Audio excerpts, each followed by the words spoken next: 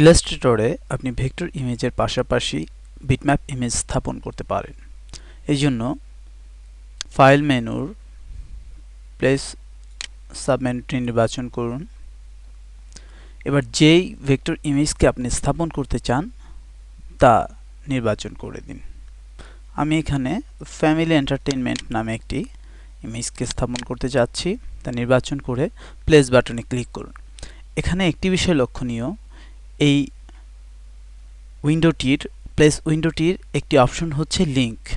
আপনি যদি এই লিংক অ্যাক্টিভ রাখেন, অর্থাৎ লিংকে টিক দিয়ে প্লেস করেন, তাহলে এই ইমেজটির একটি রেফারেন্স কেবলমাত্র আপনার ক্যানভাসে পেস্ট হয়ে যাবে, সমস্ত ইমেজটি পেস্ট হবে না। অর্থাৎ ইমেজের সমস্ত র ডেটা পেস্ট না হয়ে এখানে প্লেস হবে আপনার ইমেজের একটি রেফারেন্স। কোনো কারণে যদি আপনার এই ফ্যামিলি এন্টারটেইনমেন্ট ছবিতে কোনো রকম পরিবর্তন হয়, সেক্ষেত্রে এই আর্টওয়ার্কেও তা অটোমেটিকভাবে আপডেট হয়ে যাবে।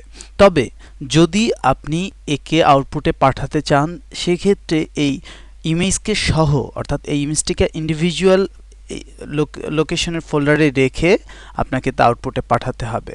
কেবলমাত্র ইলাস্ট্রেটরের এআই বা ইপিএস ফাইলকে আউটপুটে পাঠালে চলবে না, সেক্ষেত্রে আপনাকে এই পিএসডি ফাইলটিকেও পাঠাতে হবে।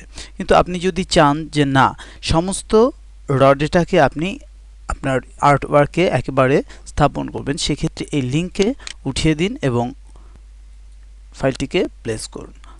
তাহলে আর আপনাকে এই ফাইলটিকে আলাদাভাবে পাঠাতে হবে না, এটি ইলাস্ট্রেটরের সাথেই এমবেড হয়ে যাবে।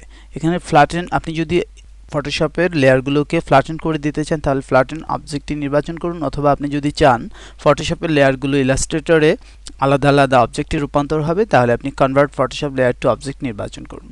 যেহেতু আমরা ফ্ল্যাটেন করতে যাচ্ছি, ফ্ল্যাটেন নির্বাচন করে ওকে চাপছি।